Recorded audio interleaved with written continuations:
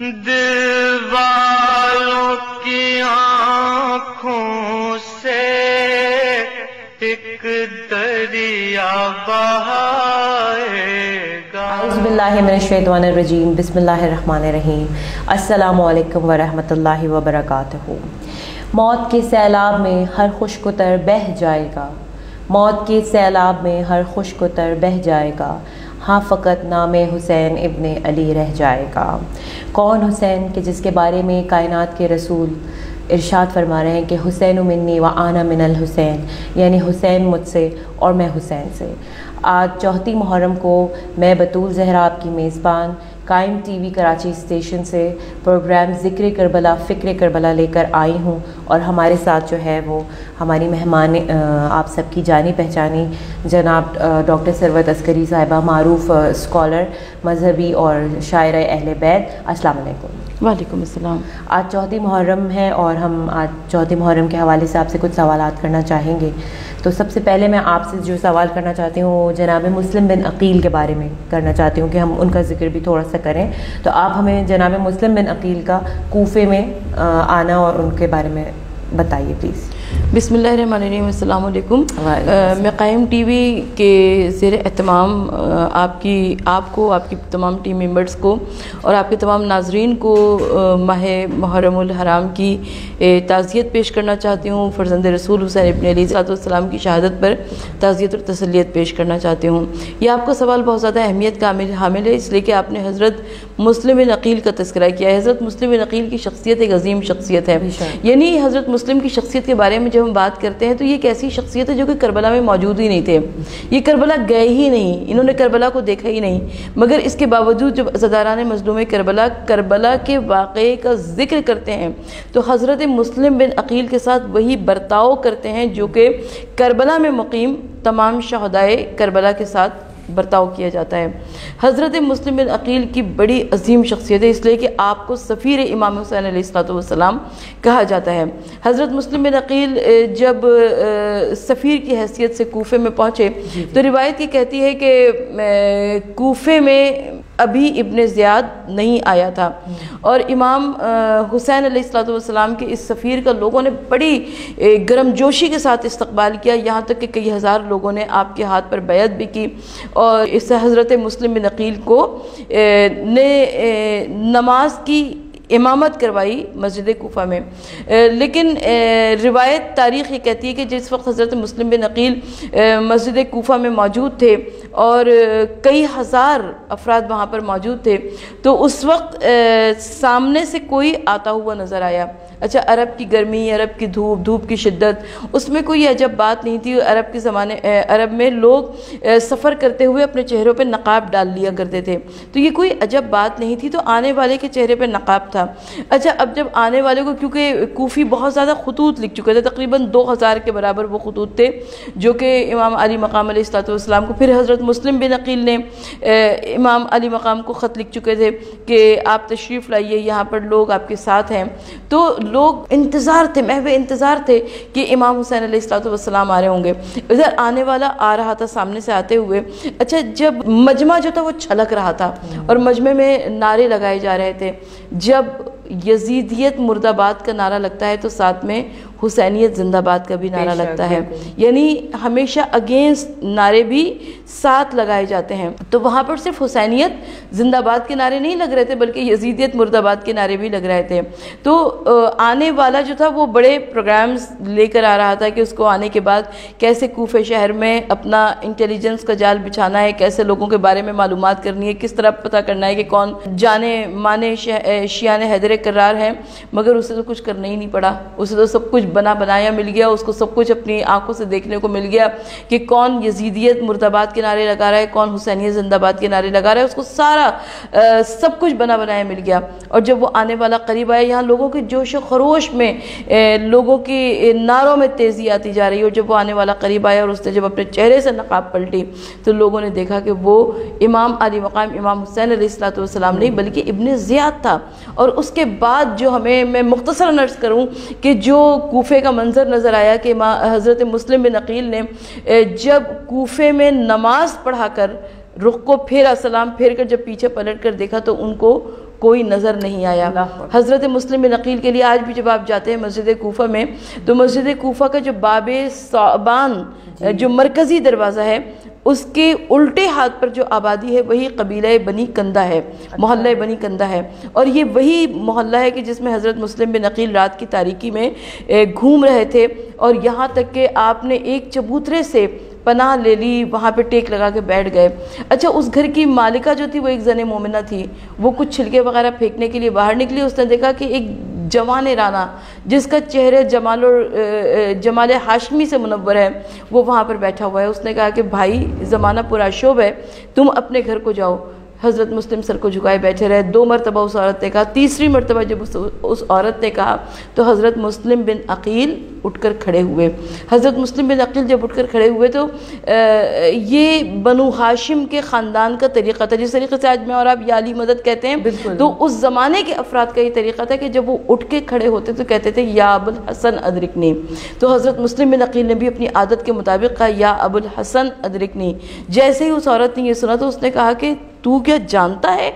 مولا کائنات کے متعلق؟ تو حضرت مسلم نے سر کو جھکا لیا، کہا کہ جیسے میں جانتا ہوں ویسے تو کوئی نہیں جانتا۔ اور اس کے بعد ہمیں وہ تواریخ نظر آتی ہے، وہ پورا واقعہ نظر آتا ہے کہ کس طریقے سے طوّا نے اپنے گھر کے اندر بلایا، اور کس طریقے سے ابن زیاد کی فوجیں آئیں، کس طریقے سے حضرت مسلم کو گرفتار کر کے لے جایا گیا، اور کس طریقے سے حضرت مسلم کو بام پر لے جایا گیا، اور کس طریقے سے حضرت مسلم کی شہادت ہوئی۔ یہ ایک علیحدہ تاریخ ہے۔ بالکل، بہت بہترین آپ نے اس کا جو ہے وہ جواب دیا ڈیٹیل، اور اسی طرح سے میں آپ سے عرض کرنا چاہوں گی کہ آپ جو ہیں وہ حضرت مسلم کے فرزندوں کا بھی ذکر اس وقت کر دیجئے کہ ان کے فرزندان مسلم جن کی کربلا میں شہادت نہیں ہے، جو کوفے میں ہے۔ حضرت مسلم کے بچوں کے متعلق جب ہم بات کرتے ہیں تو ہمیں تاریخ میں حضرت مسلم کے 5 بچے نظر آتے ہیں۔ حضرت مسلم کی زوجہ جو کہ حضرت عباس علمدار کی بہن تھی، ایک بیٹی نظر آتی ہے جس کا نام تاریخ میں نام رقیہ ہے، اور 4 بیٹے جس میں سے 2 بچے کربلا میں شہید ہوئے اور 2 بچے حضرت مسلم بن عقیل کے ساتھ کوفے میں آئے تھے، اور جو کوفے میں باپ سے بچھڑ گئے تھے۔ تو روایت یہ بتاتی ہے کہ جب حضرت مسلم کو بام پر لے جایا گیا اور بام سے نیچے جھانکا، یعنی جلاد سر پہ تلوار لیے ہوئے کھڑا ہوا تھا، اور حضرت مسلم نے جب نیچے جھانکا تو نیچے دیکھا کہ کوفے کے لوگ اپنے چھوٹے چھوٹے بچوں کے ہاتھ پکڑے ہوئے عید کی خوشیاں منا رہے تھے۔ حضرت مسلم بھی باپ تھے، ان کا دل بھر آیا، اور انہوں نے کہا کہ کوفے کے لوگوں، خدا تمہیں تمہاری خوشیاں مبارک کرے، لیکن کوفے میں میرے بھی 2 بچے ہیں، کہیں ان بچوں سے ہوشیار رہنا، وہ بچے نہ کھو جائیں۔ بہرحال قصہ مختصر یہ کہ یہ وہ 2 بچے تھے جو کہ در در کی ٹھوکریں کھاتے ہوئے، در در بھٹکتے ہوئے، یہاں تک کہ ایک ایسے گھر میں پہنچ گئے کہ جہاں پر خاتون جو تھی وہ زن مومنہ تھی، اور اس کا بیٹا جو تھا وہ دشمن اہل بیت تھا، اور کیونکہ اسے ابن زیاد کے دربار سے ٹاسک ملا تھا کہ وہ حضرت مسلم کے بچوں کو تلاش کر کے لائے، لہٰذا حضرت مسلم کے بچے جو کہ ایک حجرے میں موجود تھے، اور جب اس عورت کے بیٹے یعنی حارث کو معلوم ہوا تو وہ ان کے بالوں کو سر سے پکڑ کر لے کر چلا، اور دونوں بچوں کو لے کر دریا کے کنارے آیا، اور اس نے ایک ایک کر کے دونوں بچوں کو شہید کیا۔ اور روایت یہ کہتی ہے کہ جب تک ایک بچہ شہید ہو چکا تھا لیکن اس کا لاشا دریا میں پڑا رہا، جب تک دوسرا بھائی نہ آ گیا تب تک وہ لاشا آگے نہیں گیا، تیرتا ہوا آگے نہیں گیا۔ معلوم یہ ہوا کہ خاندان زہرا پر بڑی قیامتیں ٹوٹی ہیں، خاندان زہرا پر بڑے مصائب عظیم ٹوٹے ہیں۔ کبھی حضرت مسلم کوفے میں شہید ہوئے، کبھی حضرت مسلم کے 2 بچے کوفے میں شہید ہوئے، اور چشم تصور یہی کہتا ہے کہ جب حضرت مسلم کی شہادت ہوئی ہوگی تو کوفے کی گلیوں میں یقیناً شہزادی کونین جناب فاطمہ زہرا نے گریہ کیا ہوگا کہ مسلم تیری شرمندہ احسان ہے زہرا، اور مسلم تیرے لاشے پہ یوں سر عریان ہے زہرا۔ اللہ اکبر، کہ کیا قیامت کا یہ منظر ہے۔ اور اسی کے ساتھ میں آپ سے یہ پوچھنا چاہوں گی کہ جب قافلہ لٹ کے پہنچا ہے کوفے، اور کوفے میں جناب مسلم کی لاش کو دار پر دیکھا ہے، تو زوجہ مسلم نے اس وقت جو بیان کیا ہے میں وہ سننا چاہوں گی کہ آپ ناظرین کو۔ حضرت مسلم کے 4 بیٹے تھے جس میں سے 2 بچے کوفے میں شہید ہوئے، 2 بچے کربلا میں شہید ہوئے، فرزندان حضرت مسلم۔ تو یہ ایک بڑی عظیم قربانی حضرت مسلم اور ان کے بچوں نے دی، اور اس ماں کو بھی سلام پیش کرنا چاہیے کہ جس ماں کے نور نظر لخت جگر شہید ہوئے۔ تو 10 محرم کو واقعہ کربلا رونما ہو گیا، 11ویں محرم محرم کو کرب و بلا سے یہ قافلہ چلا ہے صبح میں، اور اتنی تیزی سے ناقوں کو دوڑایا گیا کہ تقریباً 12 محرم کی شام کو یہ کوفہ پہنچ چکے تھے۔ اور جب کوفے میں پہنچا ہے یہ قافلہ، تو ظاہر سروں پر چادریں نہیں تھیں، ہاتھ پشت سے بندھے ہوئے تھے، بڑا مشکل سفر تھا کنیز شہزادی کونین کے گھرانے کی خواتین کے لیے۔ لیکن ایک مرتبہ جناب زینب کے کانوں میں آواز آئی کہ السلام علیکم یا اہل البیت نبوت و معدن رسالت۔ جناب زینب کبریٰ نے اب جو دیکھا تو ایک بھائی کا سر نوک نیزہ پر بلند نظر آیا، امام حسین علیہ السلام کا سر، ایک بھائی کا سر گھوڑے کی گردن میں بندھا ہوا یعنی حضرت عباس علمدار کا سر، اور ایک بھائی کا سر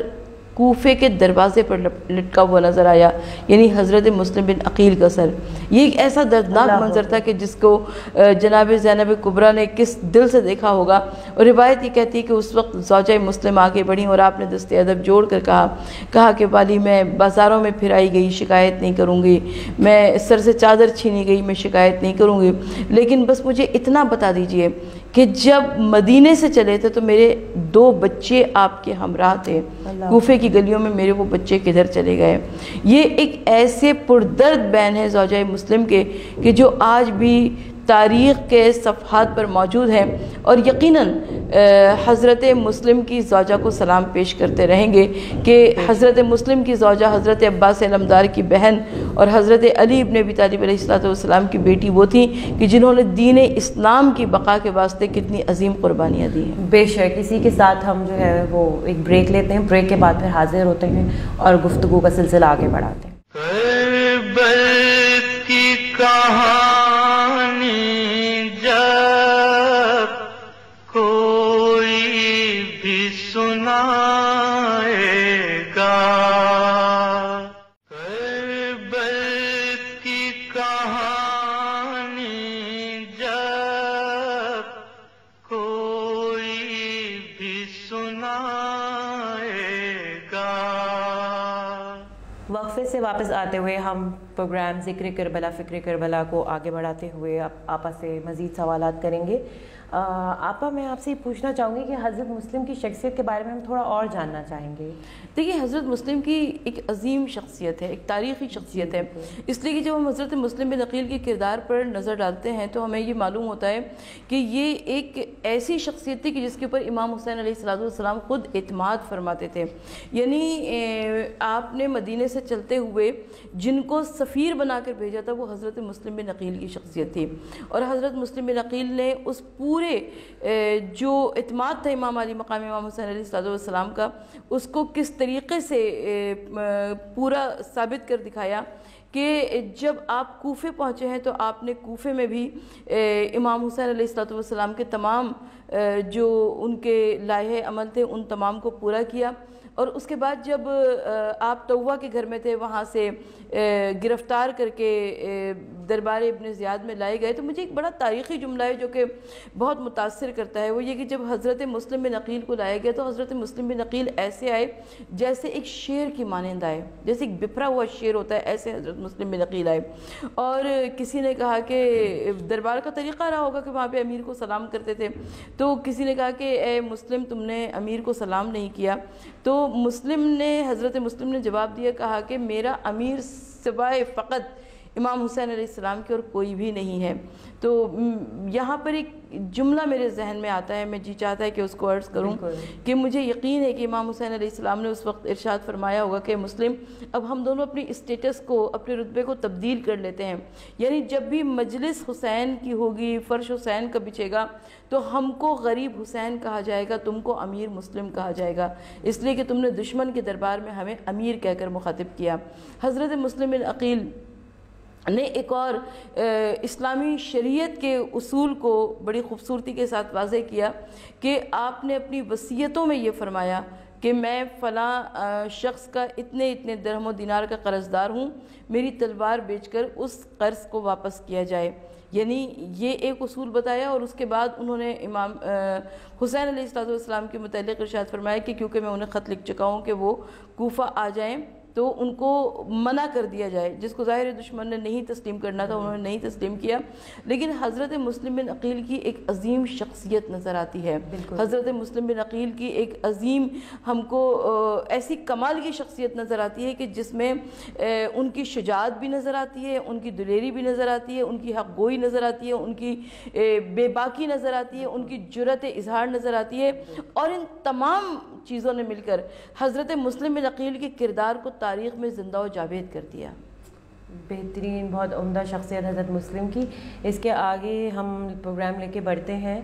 حق کر گئے مادر کے ادا سارے کے سارے، ماموں پہ فدا ہو گئے زینب کے دلارے. آج 4 محرم ہے اور ثانی زہرا جناب فاطمۃ الزہرا کے لاڈلوں کا ذکر نہ ہو، یہ نہیں ہو سکتا. اور میں آپا سے گزارش کروں گی کہ ہمیں جناب اون محمد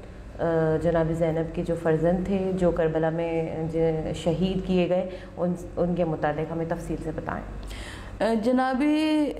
زینب کو اللہ نے 2 بچے عطا فرمائے، حضرت اون اور حضرت محمد. یہ وہ 2 بچے تھے کہ جب روایت یہ بتاتی ہے کہ جناب زینب کبریٰ نے کیونکہ نکاح نامے میں یہ شرط لکھوائی تھی حضرت عبداللہ ابن جعفر طیار سے کہ جب میرے بھائی امام حسین علیہ السلام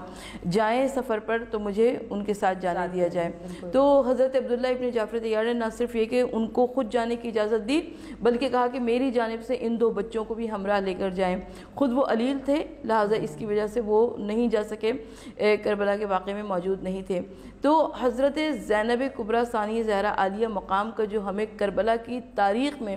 ایک مضبوط کردار نظر آتا ہے، اس مضبوط کردار کے علاوہ بھی انہیں دیکھنا چاہیے. وہ ایک بہن بھی تھیں، وہ ایک ماں بھی تھیں، وہ صاحب اولاد بھی تھیں. اور صاحب اولاد 2 ایسے بچوں کی تھی کہ روایت تاریخ یہ بتاتی ہے کہ جب شب عاشور میں امام حسین علیہ السلام خیموں کا جائزہ لیتے ہوئے چلے تو آپ نے ہر خیمے میں دیکھا کہ ہر ماں اپنے اپنے بچے کو بیٹھے ہوئے کل کی قربانی آل محمد کے بارے میں سمجھا رہی ہے. اسی میں جناب ثانی زہرا زینب کبریٰ عالیہ مقام کے خیمے کی جانب جب گئے ہیں امام حسین علیہ السلام تو امام حسین علیہ السلام نے دیکھا کہ دونوں چھوٹے چھوٹے بچوں کو سامنے بٹھائے ہوئے جناب زینب کبریٰ فرما رہی ہیں کہ دیکھو بچوں، تم حیدر کرار کے نواسے ہو، تم جعفر طیار کے پوتے ہو، کل قربانی آل محمد کا دن ہے، ہرگز پیٹھ نہ دکھانا اور ایسے قربانی پیش کرنا کہ اپنے نانا اور دادا کا نام روشن کر دینا. اور دونوں بچوں نے ننھے ننھے ہاتھوں کو جوڑ کر کہا کہ اماں جان کل کا دن آنے تو دیجئے، پھر آپ ہماری شجاعت، ہماری دلیری، ہماری جوامردی دیکھیے گا. اور روایت یہ کہتی ہے کہ جب بھی کوئی جاتا مقتل کی جانب اور جب اس کا لاشا امام حسین علیہ السلام لے کر آتے اور لا کر خیمے میں رکھ دیتے اور خیمے سے اٹھا کر گنج شہیدہ میں لے جاتے تو جناب اون محمد ننھے ننھے ہاتھوں کو جوڑ کر آتے تھے کہ مامو جان اب ہمیں بھی اذن کارزار دے دیجیے. اور یہاں تک کہ جب حضرت قاسم کا بھی لاشا رن میں پامال ہو کر خیمے میں آ چکا تو روایت یہ کہتی ہے کہ جناب زینب کبریٰ نے اپنے بچوں سے منہ موڑ لیا. بچوں نے پوچھا کہ اماں کیوں ناراض ہیں؟ کہا کہ کیا جب لشکر اشقیہ خیمے میں آ جائے گا، کیا جب علی اکبر اپنی قربانی پیش کریں گے تب تم اپنی قربانی کو پیش کرو گے؟ اور اس کے بعد یہی وہ مقام تھا کہ جب بچوں نے ہاتھوں کو جوڑ کر کہا کہ اماں جان ہم تو چاہتے ہیں کہ قربانی پیش کریں مگر مامو جان راضی نہیں ہیں. اور اس کے بعد حضرت عباس علمدار کو بلایا ثانی زہرا زینب کبریٰ عالیہ مقام نے اور کہا کہ بھیا میری قربانی کو لے کر جاؤ. میرے سمجھ میں نہیں آتا، یہاں پر میرا دل اس بات کو سمجھنے سے قاصر ہے کہ ایک جانب امام علی مقام کی ذات گرامی تھی اور ایک جانب جناب زینب کبریٰ کے بچے تھے. ایک بھائی نے کیسے بچوں کو، ماموں نے کیسے بانجوں کو لیا ہوگا قربانی آل محمد کے لیے. بہرحال قصہ مختصر یہ کہ جناب اون محمد مقتل میں گئے اور انہوں نے بڑی جنگ کی مگر گھوڑوں سے نیچے زمین پر تشریف لائے. کربلا کی جنگ میں جب بھی کوئی گھوڑے سے نیچے زمین پر آتا تھا تو آواز دیتا تھا کہ مولا ادرکنی، مولا آخری سلام. لیکن یہ بچے اتنے چھوٹے تھے کہ انہوں نے کہا کہ اماں آخری سلام، انہوں نے ماں کو پکارا. اور اس کے بعد امام حسین علیہ السلام نے، حضرت علی اکبر اور حضرت عباس ابھی موجود ہیں، ان بچوں کے لاشوں کو لائے اور لا کر خیمے میں رکھ دیا. اور جب خیمے میں لاشوں کو لائے تو امام حسین علیہ السلام نے پوچھا کسی سے کہ ہماری بہن زینب کبریٰ کہاں ہیں؟ کہا کہ وہ دوسری طرف مصلی عبادت پہ بیٹھی ہوئی شکر سجدہ ادا کر رہی ہیں. اور اس کے بعد امام حسین علیہ السلام نے اپنی بہن کو شانہ پکڑ کر ہلایا، بازوؤں سے اٹھایا اور کہا کہ چل کر بیٹوں کی لاشوں پر ماتم کر لیجئے. اور اس کے بعد کیونکہ علی اکبر پہ سے صدقہ کر چکی تھیں، جناب زینب کبریٰ عالیہ مقام کسی صورت سے رونے پہ تیار نہیں تھیں، لیکن امام حسین علیہ السلام نے خیمے کو خالی کروایا، اور جب کوئی ارد گرد نہیں تھا تو جناب زینب کبریٰ دونوں لاشوں کے درمیان میں بیٹھ گئیں، ایک ہاتھ اون کے سینے پہ رکھا، ایک ہاتھ محمد کے سینے پہ رکھا، اور کہتی ہیں کہ بچوں میں تم سے راضی ہو گئی اور پروردگار تم سے راضی ہو جائے. اور اس کے بعد امام حسین علیہ السلام ان دونوں لاشوں کو لے کر گنج شہیدہ میں لے گئے، لاشیں اٹھا کے ظلم کے میدان میں لے گئے. اور جب جناب زینب کبریٰ کے بچوں کی شہادت ہو گئی تو روایت یہ کہتی ہے کہ اس کے بعد امام حسین علیہ السلام کی ہمت ایسے نیچے آ گئی تھی کہ روایت یہ بتاتی ہے کہ ظاہر زینب کبریٰ کے بچے تھے، ماموں کی جان بند تھی ان بچوں کے اندر، اور امام حسین علیہ السلام گریہ کرتے تھے، روتے تھے حضرت اون محمد کی شہادت پہ. اور میں حضرت اون محمد کے ذکر کے ساتھ جناب زینب کبریٰ ثانیہ زہرا عالیہ مقام کے خدمت پہ چند اشعار پیش کرنا چاہتی ہوں، اور آج کے اس پروگرام کا اختتام بھی انہی اشعار پہ کرنا چاہتی ہوں کہ علی کی بن گئیں آواز زینب، بے شک علی کی بن گئیں آواز زینب، شہ کون و مکاں کا راز زینب، یہ دختر ہیں علی و فاطمہ کی، حسن کی بالیقین دمساز زینب. وہ خطبہ اور وہ بازار کوفہ تھی کیا گفتار کیا انداز زینب، سبحان اللہ. اور بچایا کربلا میں شہن مذہب اسی دین خدا کا راز زینب. اور مجھے بھی ہو عطا ایسی کنیزی کہ سب کہہ دیں مجھے شہباز زینب. آمین. اور مقطع عرض ہے کہ عطا ہو ثروت دلگیر کو بھی اسی اوج سخن کا راز زینب. علی کی بن گئیں آواز زینب، سبحان اللہ. شہ کون و مکاں کا راز زینب. کربل کی کہانی جب کوئی بھی سنائے گا، دل والوں کی آنکھوں سے ایک دریا بہائے